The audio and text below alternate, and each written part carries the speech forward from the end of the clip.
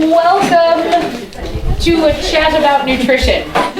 For those of you that haven't met me yet during the week, I'm April Zilg. I like to battle. I like to eat. One helps the other, and actually they both help each other. So it's quite the synergy. So today we're going to talk a little bit about nutrition as it relates to our performance, as it relates to our health, and how it should kind of morph and adapt throughout the year. I think a lot of people get really hung up on like a very specific diet. Something that I've had to work really hard on throughout the past few years is the either or fallacy. As humans, one of our logical fallacies, and there are numerous, but one of the ones that seems to pop up in my life a lot is either or. It's either high carb or low carb, like high fat or low fat. It's either I ate enough calories or I don't. It's either perfect or I have failed. And that's not the case. The best diet for one part of your season isn't going to be the best diet for later on in the year. Maybe when you're doing a maximum strength phase or a big aerobic base building phase. It's not the same nutrition that your body is going to need and is going to crave when you're doing a lot of high intensity interval training or a lot of training with a group. So to say, well, hey, what macros should I be eating? I don't know, what are you doing? Do you guys think you all have like the same genetic code? Yeah. You like, is your mama my mama?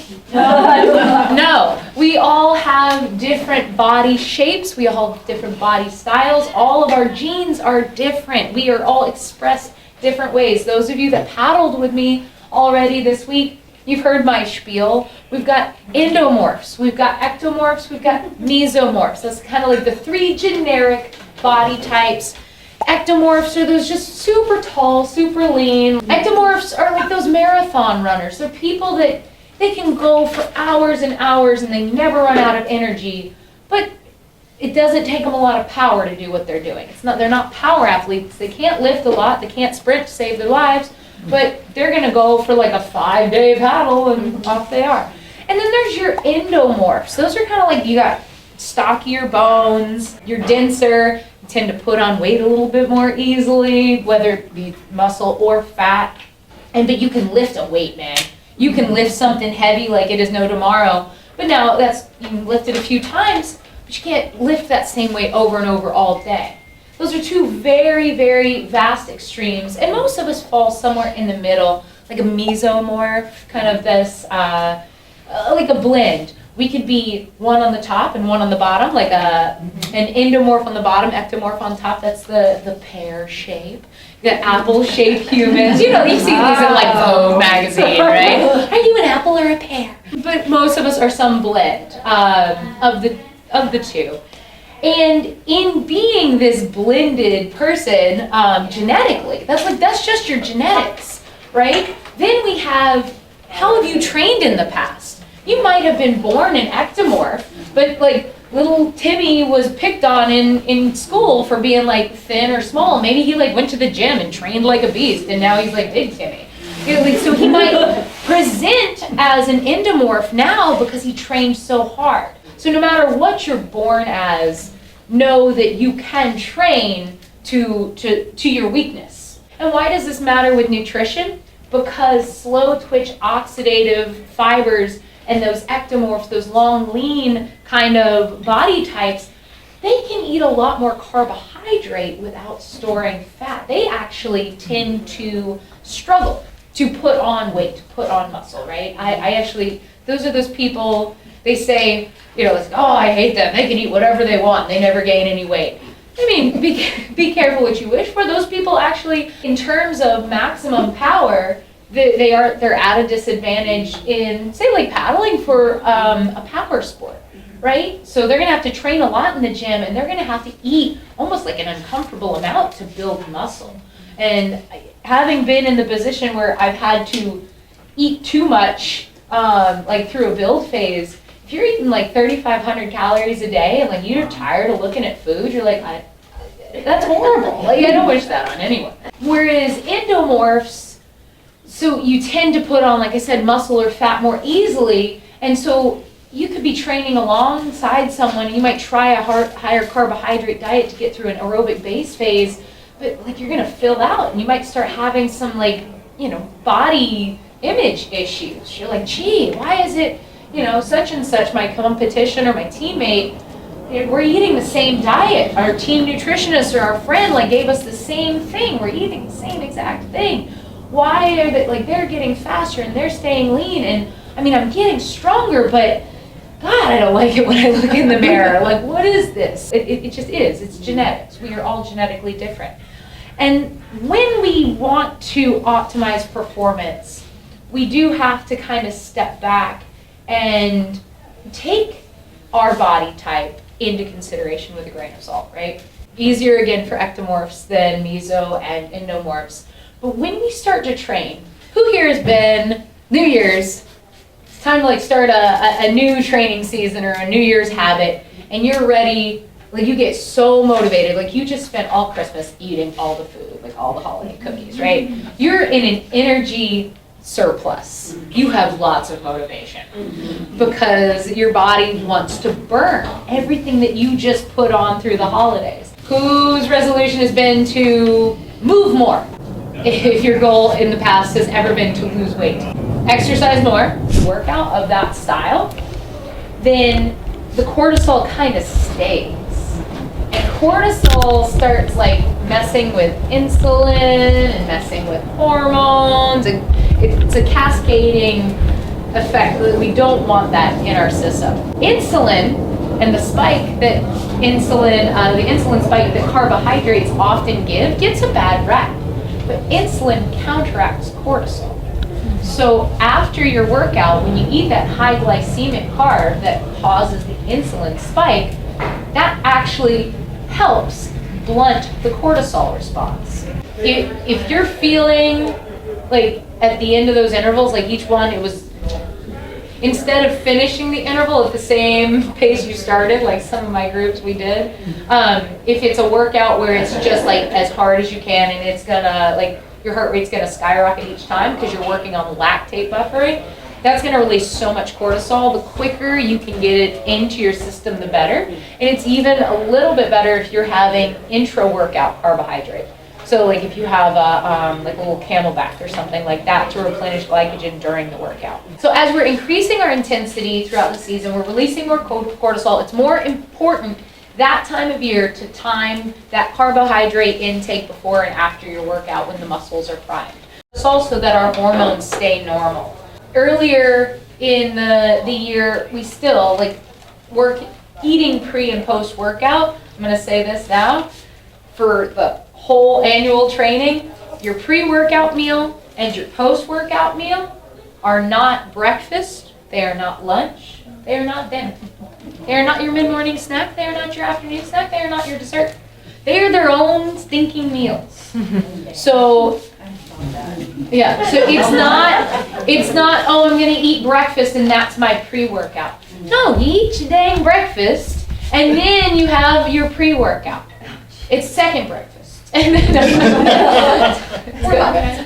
Yeah. So then you eat your pre-workout, and then when you're done with your workout, you have your post-workout. And then with like an hour after your post-workout, because your post-workout is immediately after workout, you're allowed to have your mid-morning snack. But your mid-morning snack is not your post-workout. So if you're doing 2 workouts a day, 1, 2, 3, 4, 5, 6, 7, 8, 9, that is 10 meals a day. And how do you fit it in, and how do you get, well, all the diversity of food? I mean, how do you do that? Like, how do you consume that many meals? I'm going to speak from personal experience now. I had a really bad bout of overtraining and undereating, where I got really concerned with, I was very fight or flight. And I was training from a place of a lot of lack. And I wanted to be thinner, and I wanted to look better on the gram, and I wanted to win my races. So I trained harder, and I ate less. I got chunky really quick because it depressed my metabolism. You want to talk, so when you don't eat enough calories, when you keep pushing, because you want, like you're pushing and your body's like, no, today's an off day, and you're like, no, we have to train harder, like we have to do this. when you're motivated like that, you can push through a pretty gnarly deficit. So when your energy level and expenditure is up here and your calorie intake is down here, guess what your metabolism does? It's like, oh, well, we have to conserve every calorie, like every bit of energy, and every time you eat, we have to store that as fat for later because, oh my God, like we're gonna slow your metabolism and you're going to store fat. It actually ended up reducing my white blood cell count to almost like nothing. So yeah, so it's called exercise-induced immunosuppression, and at a certain point, your body can't even manufacture like antibodies to keep yourself healthy in scenarios like that.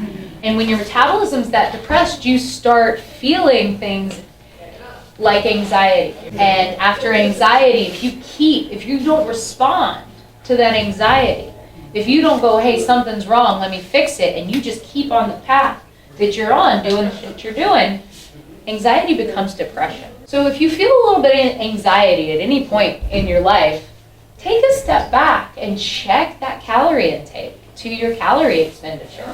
One of the number one symptoms of being in a caloric deficit is anxiety, and if prolonged long enough becomes depression. Always watch that calorie intake. Check in with yourself. Like I said, quarterly is a good way to do that. When you eat enough of the right things, of variety, and you're eating the right, the macros can be hit or miss on any given day, right? More important is just calories in have to equal calories out. Eating that many meals a day and eating the right number of calories revs up your metabolism. You don't store fat as fuel. You will fit through every door. It's called Google reverse dieting, and your mind will be blown. It's scary at first because you realize what you've done to yourself, and you're like, okay, I'm going to eat enough. I'm going to be in a surplus. I'm going to eat 200 extra calories than I burn every day. When you first do that, your body's still in the depressed metabolism when you make that switch. It doesn't happen overnight. Like a month or two is going to go by, and your body's like, oh, we're still going to store this everywhere we can fit it. But then it gets the signal, it goes, oh my God, more food is coming. And we don't need this. And, yeah, more food is on the way. We're going to be fine. Rev it up. Let's burn it. We are in excess. It will start revving that metabolism, and the pounds will come right back off, and there will be muscle where there once was fat. I mean, in general, we shouldn't be concerned with our weights. We should be concerned with our performance. And when you put performance first and health first, the weight will follow. It's just going to be a happy side effect. So for me, I do a decent bit of food prep. Every meal, I grab 1 to 2 bunches of greens. So I do greens at every meal, leafy greens, because not for me, it's for my little guys inside. So we have our gut flora and fauna. Those little guys like to munch on celery and leafy greens and things like that. There's not a lot of caloric content in that, but if I eat the greens and feed them, then they're going to break down food left and right, and digestion improves, and therefore absorption and the usability of all the other calories you eat improves. So I eat literally everything on a bed of greens. I posted an Instagram post with pancakes and salad the other day. How do you do breakfast with granola and a little side salad? Yeah, you can do a spinach smoothie, you can throw it in a beet and spinach smoothie. I do a lot of smoothies and just throw them in mason jars, put them in the freezer, and take them out the night before. But supplements for recovery. So nutrition, in addition to being fuel, nutrition is really about recovery, where ice cream and cookies were not. Nutrition with a lot of vegetable matter, it aids in recovery. And the best athletes aren't the ones that are training the hardest all the time. It's usually the ones that are recovering the best. So let's get back to that salad. So my meal, I'm going to put 2 handfuls. That's 2 handfuls of green stuff. I'm going to do 1 handful of carby stuff. like rice, potatoes. If I'm in a lower carbohydrate phase, a butternut squash, spaghetti squash, something like that. It's still a carb. It's just, or a cauliflower instead of rice. You can make, or if I didn't train that day, right? So I'm thinking, okay, today's off day. I didn't train for this handful right here for this meal. Instead of rice, I'm doing cauliflower. Instead of sweet potato, I'm doing squash. And so I got 2 greens, 1 carb, protein source, the size of my palm, fats, the size of my thumb.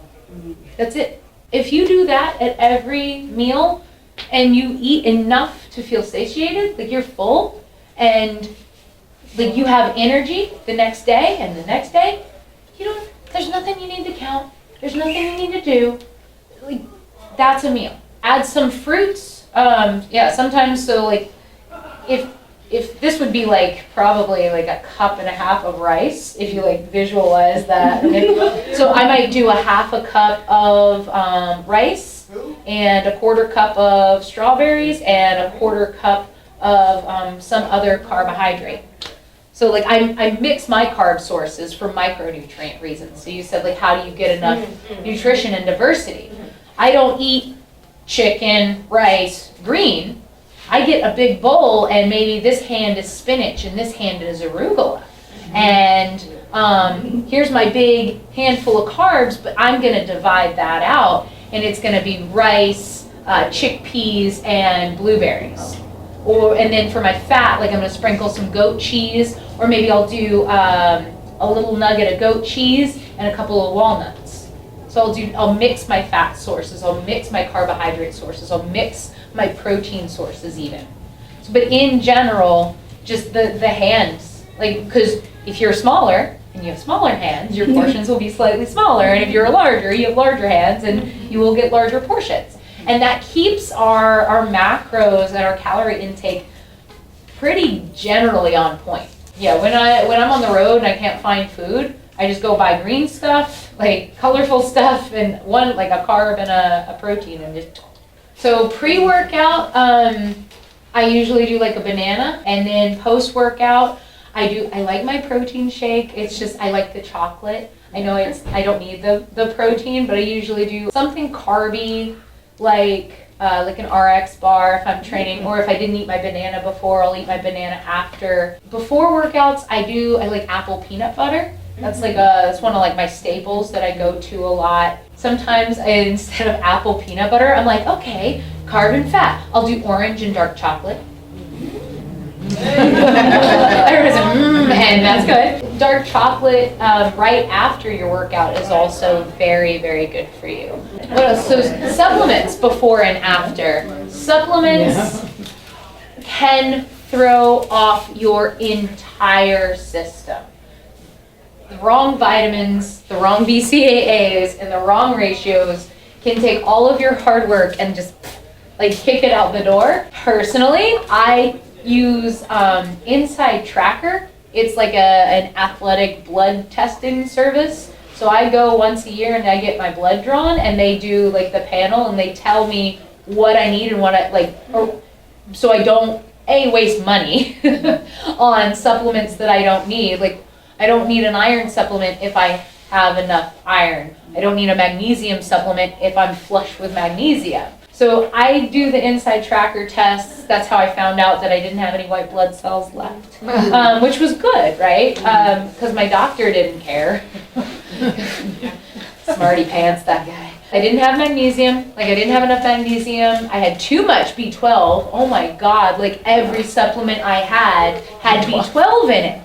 Like I got home and I'm like, it was like dangerously high. And I got to looking at all my supplements before I started doing these tests, and everything had B12. Because B12 gives you energy. That's how I never knew that I was not having white blood cells and overtraining and undereating, because I was topped up on B12 all the time. Everything was great. So it was masking all of the symptoms that I should have been feeling intuitively in my body. That's another danger of taking like the wrong supplements in the wrong quantities, right? I had too much of some things, not enough of others. I went back and used that to just fix up what I kept in my cabinet. things that don't counteract with other like parts of your body, but that are needed as athletes. We all should probably be taking vitamin D. Like vitamin D is a corticosteroid hormone. Like it's going to improve. It's one of the supplements that is very clear that it improves the recovery. It improves athletic performance. You know, check with your doctor, get a blood test to see how much you should be supplementing with. But if you paddle and you train and you're an athlete, there's no way you're even getting, even if we're out in the sun all day, we're not getting enough vitamin D from the sun to replenish what we are burning. Even like 1 to 2, like 3 sessions a week, there's not going to be enough. So vitamin D, absolutely supplement with vitamin D. CoQ10 in peer-reviewed scientific studies has been shown to improve athletic performance. It is not going to take away or detract from anything else. CLA, conjugated linoleic acid, clinically and scientifically shown to improve athletic performance. Does not counteract with anything else.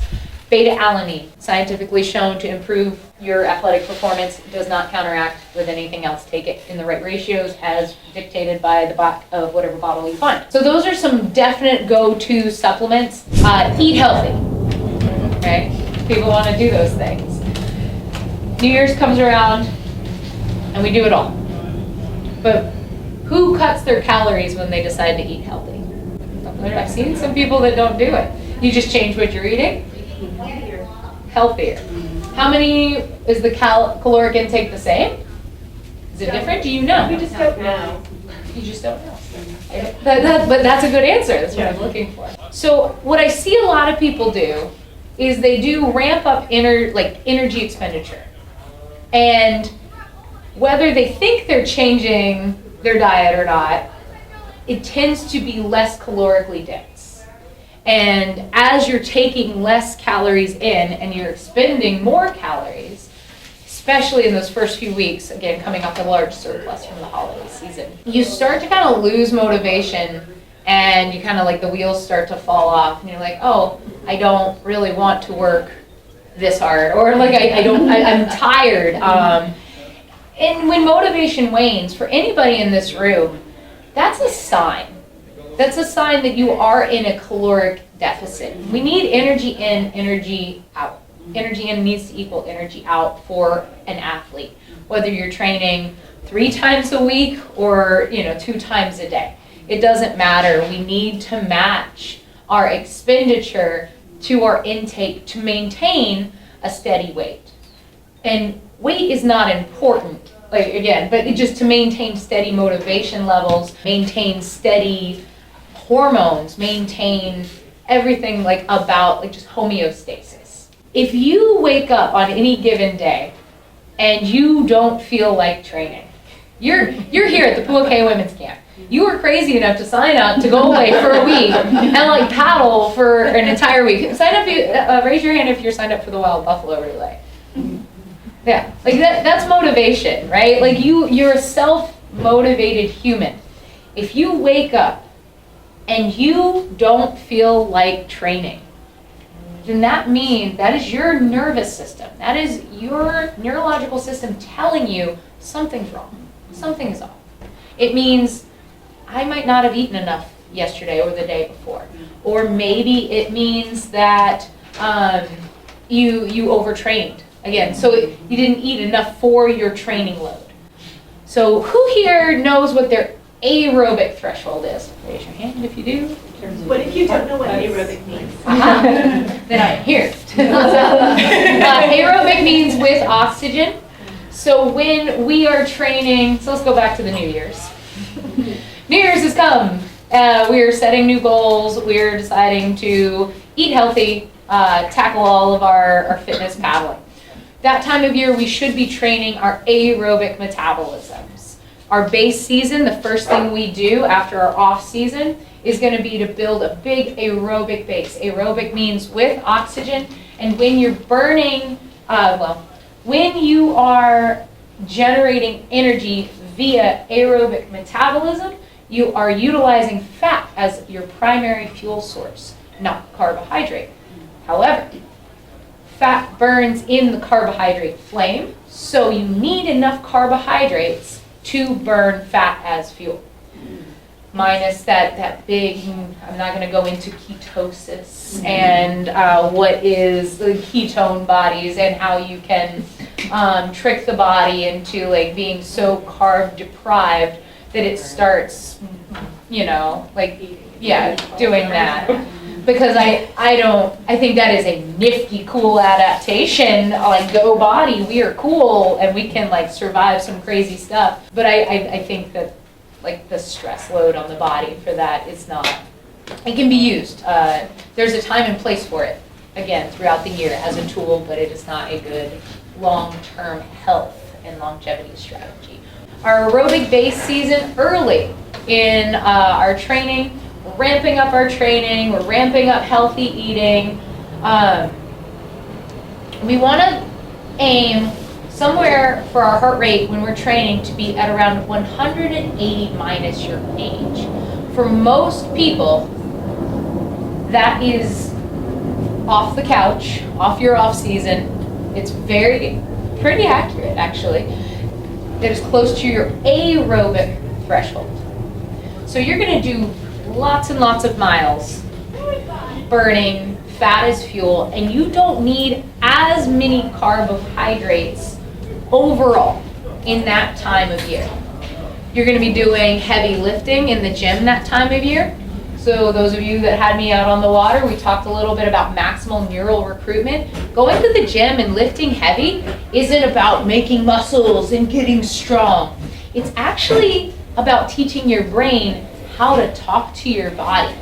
So when you go and you pick up that really heavy barbell for like a deadlift or like do a really heavy bench press, it takes focus. And when you focus on that, it's your brain has to send all these little neurological signals through all your little neurons, and it talks to your muscle fibers.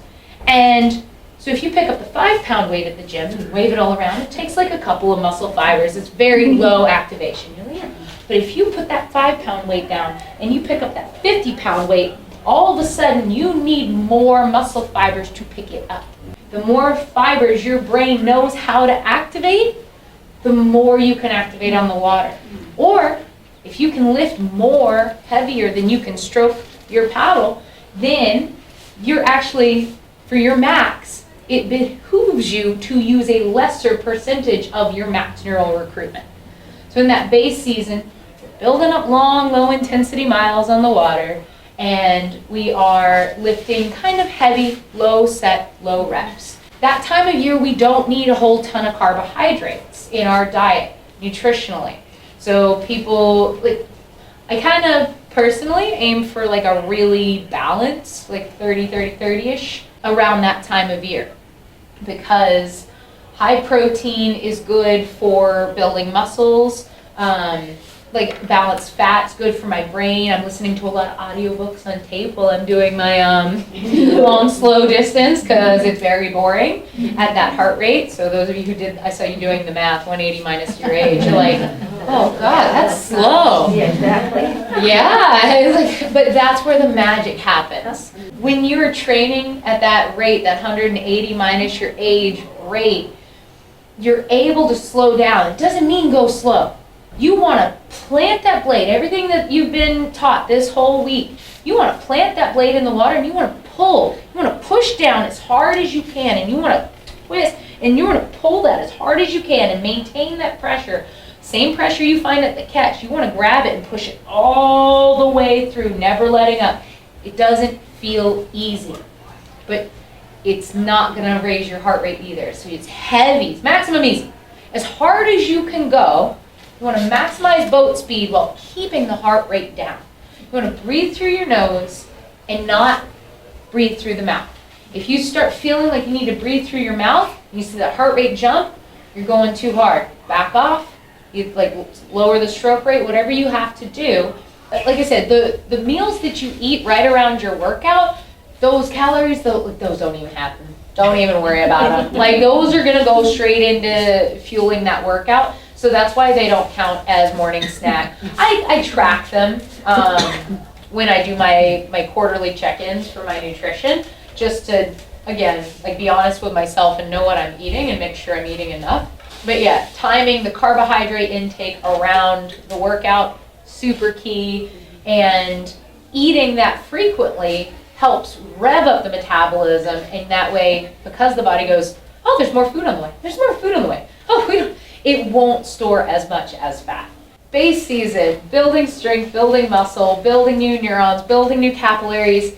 If you're gonna get a little pudgy once a year, that's the time of year to do it. Just let it happen. Don't restrict that time of year. It is imperative to be, even if not in a slight surplus that time of year. When you're training sprints or maximum strength, creatine, because that 15-second, 30-second burst and that max neurological burst for just a 1 rep max, or for, like I said, like people doing like sprints, things like that, or dragon boating, for the first 15 to 30 seconds before you shift over into anaerobic metabolism, all of your energy is being generated by your ATP, PCR, creatine phosphate pump.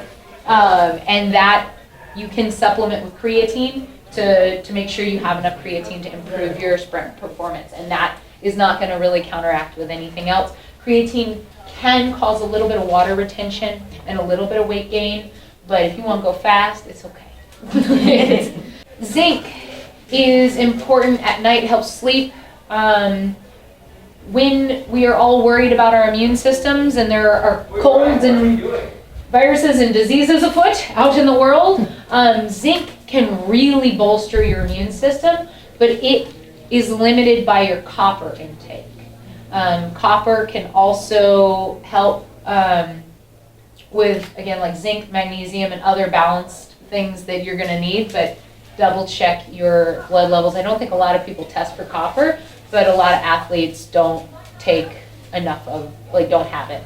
I've heard some people, they just leave a glass of water, clean your pennies first, but they'll leave a glass of water on the counter overnight, and they'll drop like a penny or two in it, and that'll put enough copper in your water, like you don't need to buy any supplements. In India, I lived in India for a year, and they would drink out of copper vessels every morning, so I just bought a copper vessel. So I have a little copper cup. I fill it with water. Oh, you can get a Moscow Mule cup. Mule cup. Problem solved. So you fill your Moscow Mule cup every night. You leave it sit overnight, and enough copper gets into the water that if you drink it in the morning, it increases your ability to absorb zinc, boosts the immune system. As athletes, we do need to keep our immune systems ready and raring to go. So yeah, I think that's all the supplements that I care for. If you are having issues with any of your hormones as a woman, rhodiola and ashwagandha are really good anti-stress hormones. I like to add those in when I'm doing the high intensity interval training, when I'm starting to do those lactate buffering workouts where I'm really generating a lot of lactate, a lot of cortisol, and then when I'm doing speed work. So those supplements kind of help keep my stuff on regular sequence when things get like really crazy and really hard. Because, you know, at the end of the day, your menstrual cycle is a vital sign. If it's off, there's something off with your nutrition intake, your fat macros, or how much cortisol you're generating in training. So keep an eye on that. If it's irregular, like I said, that is 100% a sign that something's off. Questions in our last minute? I have a quick one. Yes. I'm excited. Say you're talking about, you know, intake matching the output for that day. But let's say tomorrow you're going to really do something like more endurance marathon paddling. Mm-hmm. Are you going to amp it up the day before in anticipation of that, or just compensate by eating more the day that you've expended on I would eat more for dinner the night before. Okay. Like if I know. And that also kind of incentivizes me to do my workout, doesn't it? Yeah. If I pig out the night before, I'm like, I really need to do my workout now. You want to change it, right? Like days that you don't work out a lot, you don't need to eat as much, and you don't need to eat as much carbs. But if that is the, like, your off day, but then the next day is heavy, in general, like use your like, oh, so I'm gonna eat pretty low all day, my energy needs are low today, but I'm gonna eat a lot at the end of the day so that I have a lot of energy going into tomorrow. And let's say you're doing like a longer, like a crossing or something like that. What would you eat that day of, like as you're getting your rest period? Are there certain things that you feel are going to help maintain your level of performance Yes. throughout that, 5 or 6 hour paddle? Yep, calories in, calories out as close as possible.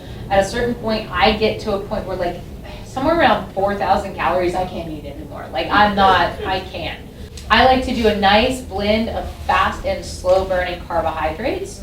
So resistant starches like barley and oats, if you let them cool. So cook oats, most people eat their oats hot. Leave them on the stove for a while, let them cool off, and they turn into that gelatinous mush. That's a resistant starch. That's gonna provide a lot more stable energy for your gut. So I eat cold oatmeal. Mango is a nice slow burning carb. In longer events too, I like to keep my carbohydrate sources separate from my electrolytes. Salt, muy importante, by the way. Drinking lots of water. We're talking about nutrition. Drink water. Drink a lot of water and also supplement with electrolytes. Very, very important. But I like to keep my electrolytes, my carbohydrates, and like my plain water separate. So if you'll feel it, like if you're feeling crampy, like if it feels neurological, it's electrolytes. You need to take electrolytes. If you're feeling low energy, it's carbohydrate. It's low energy. If you're feeling nothing, drink water and maybe eat on a schedule, but blend the high glycemic carbs, because the high glycemic carbs is going to cause a spike and a little bit of a crash. So you don't want to spike and crash all day. So bananas, as yummy as they are, for a longer event like this, I would hold those to the end. You can use those higher glycemic carbs, the Red Bull and all the, pull out all the bells and whistles and the stops at the end when you don't care about the crash anymore. But earlier in the race, it's imperative to blend those slow and medium burning carbohydrates as your fuel source, and eat plenty of like protein and fat the night before, and even keep like some high caloric density fats on the boat, like some macadamia nuts and things like that. You will be using a decent bit of aerobic metabolism, but if you run out of carb, it's because you're pushing too hard, then you're allowed to like back off on the pressure a little, right? If you're somebody who your heart rate is rising because your stroke rate's too high, you need to slow down. So like play to your strengths and weaknesses. But by activating the parasympathetic system, breathing through the nose, we're ensuring that we are burning fat as fuel.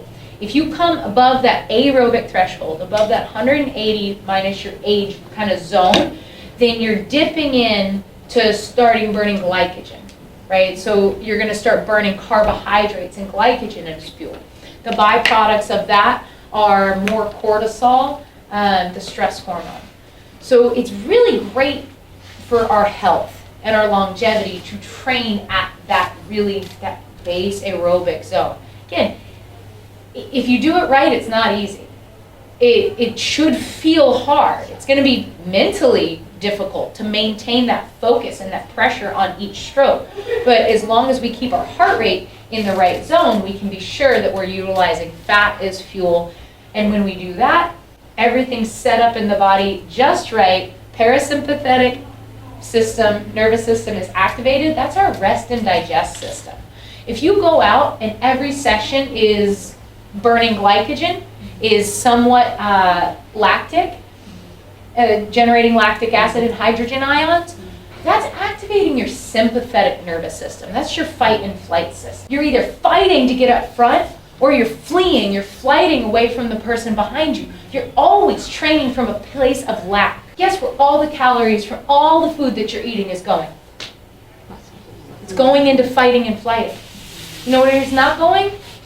Camera 1, camera 2, it's not going into any of this. It's not. It's gone. Poof, it's gone in fear. When you can slow it down, and slow down the heart rate and stay aerobic in that early part of your season. You know we're burning fat. We're breathing through our nose. We're focused. It's hard. I'm maximizing my boat speed. I want my boat's going as fast as it can possibly go while I'm relaxing into my effort.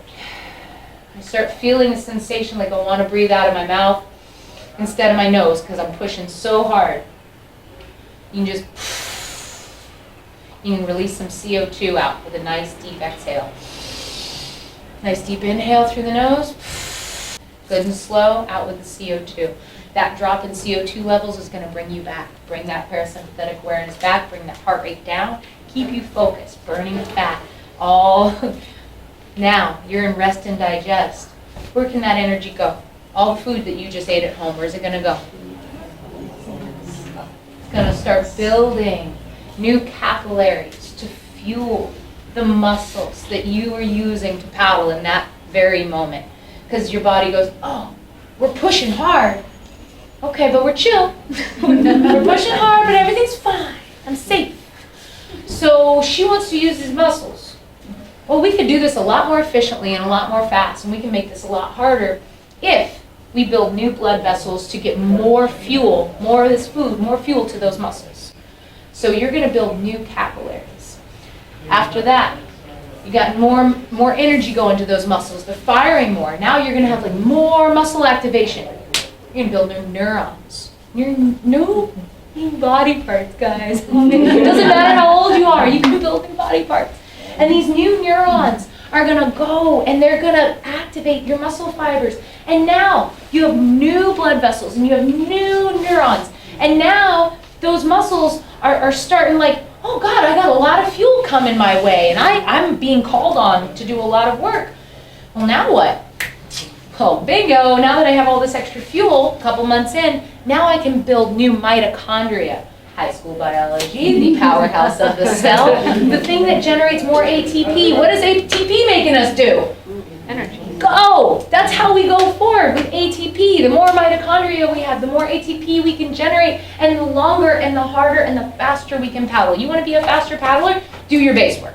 So it is imperative that in that early base season, when you're doing some heavy lifting and building those new neurological connections, and you're building new blood vessels, and you're building new neurons, and you're building new mitochondria, that you are not in a caloric deficit. You won't be able to sustain. You're not going to build new body parts. And it's okay if you bulk up just a little. That time of year, like I said, a nice balanced diet around that time, like pretty evenly spread macros, works. And I'm going to say that like as a generic kind of breakdown for the like general population. Whether you're an endomorph or an ectomorph or like a pear or an apple, will dictate how you adjust those ratios to your unique needs. I am a huge advocate of keeping a training journal. And it could be digital, it could be paper, but personally, my Garmin tells me how many calories I burn each day, and I try to match that. And I don't count calories all the time. I don't think that it's healthy. I think it's a little obsessive. But I think that it is a good tool to check in with yourself a couple times a year. Maybe like a week or two each quarter. So it's not like a major part of your life. You're not freaking out over it. It's like not something, because I hate it. It takes time and like discipline and bleh. But checking in for like 1 to 2 weeks, just to eat what you normally eat. Don't change anything, but log it and see where are your ratios. Like, is there something you're eating, like where you're, you know, when you see the pie chart of your macros, like is fat like ginormous?